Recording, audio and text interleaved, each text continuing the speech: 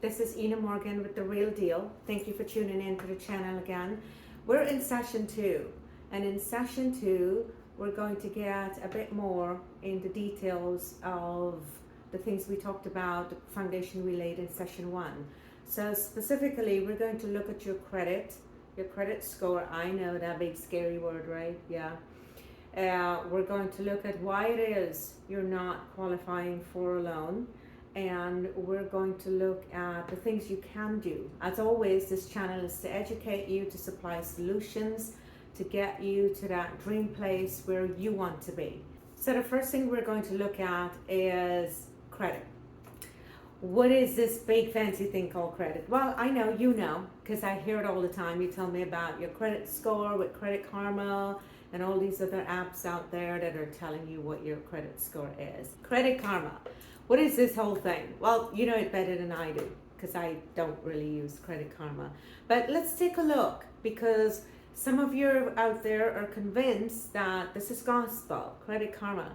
So let's look at Credit Karma and see, are they really helping you? In this first video, Barry Stone, my co-host, will break down why it is that Credit Karma is not doing you any good.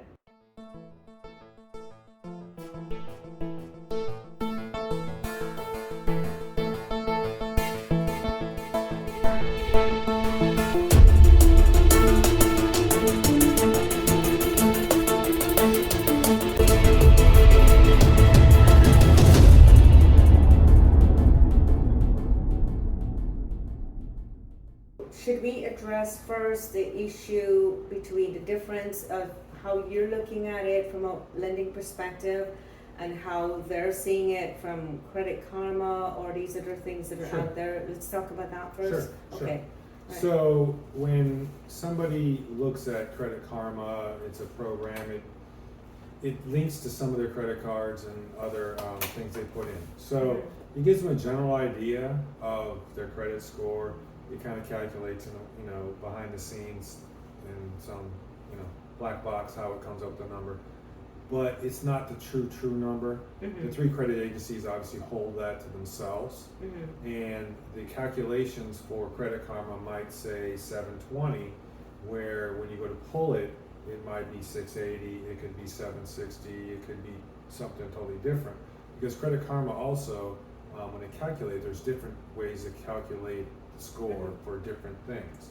Right. Meaning, when you calculate it for a credit card versus a automobile versus a mortgage, they're different scores. So many times I have people go, when I pull their credit, they go, well, your number is whatever, 680, and then when I see a Credit Karma is 720, and I say, well, it could be based on whether it was for a credit card or an automobile, which is differently calculated than for a mortgage.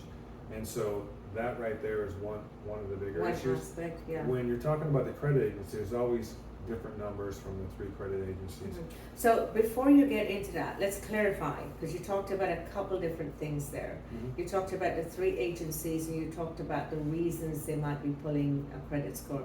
So for clarification, are you saying that when someone looks at their number on Credit Karma, that it's pulling for a combination of all 3 or any one of the 3 agencies? It's not, I don't think it's pulling any of them, it's just pulling data that they have, that you put in from.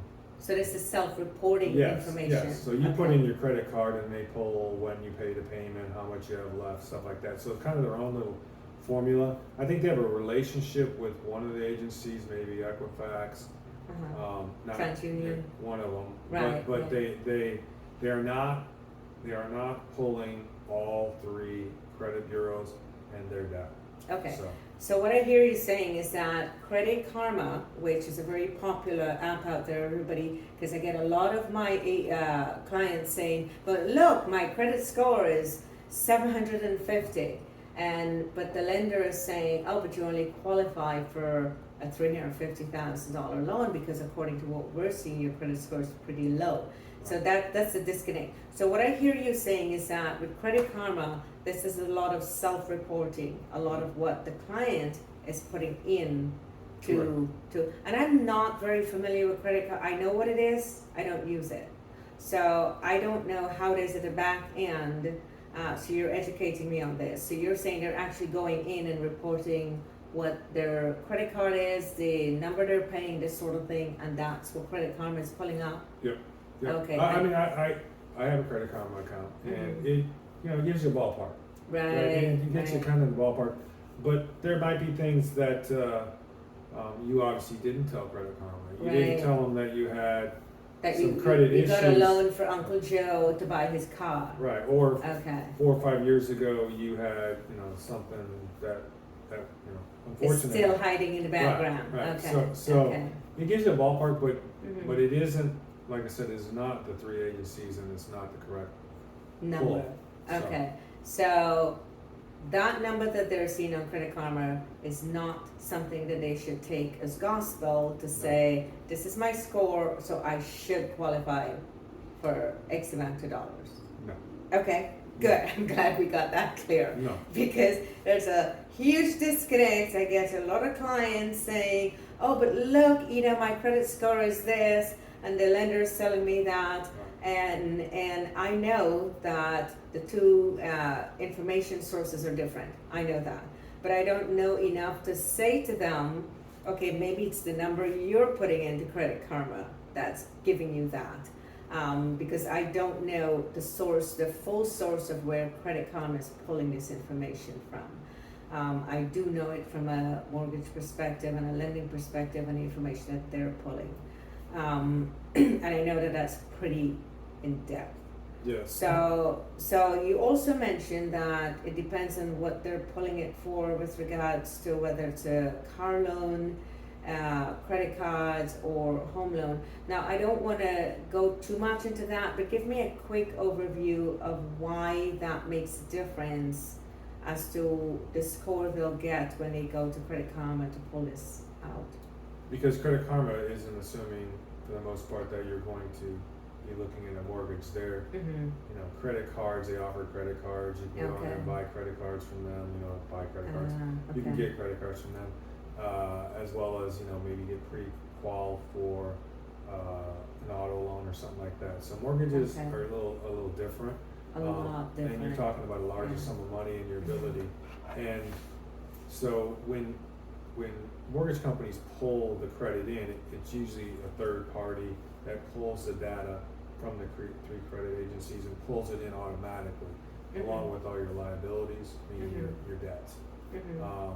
And that's pulled in to the application. So Mhm. so there is no, you know, moving around or what you put in some app to try to sell you something. It's the They're plain. looking at the hard cold Right. facts that are in there. Absolutely. All right, you heard it there. To conclude, Credit Karma is not objective data. It's self-reporting. It's data that you're putting in there, and it's not the same data that the lenders are looking for in the background. And remember, every lending process is different. They look at different metrics. So don't get caught up in all the apps that are out there that are telling you who you are, what your score is, and all sort of stuff. It's great, it's, you know, but keep in mind you're the one reporting it. But give us a ring. We'd be happy to take a look at your file and let you know what solutions would work for you. Take care. We'll see you in the next video.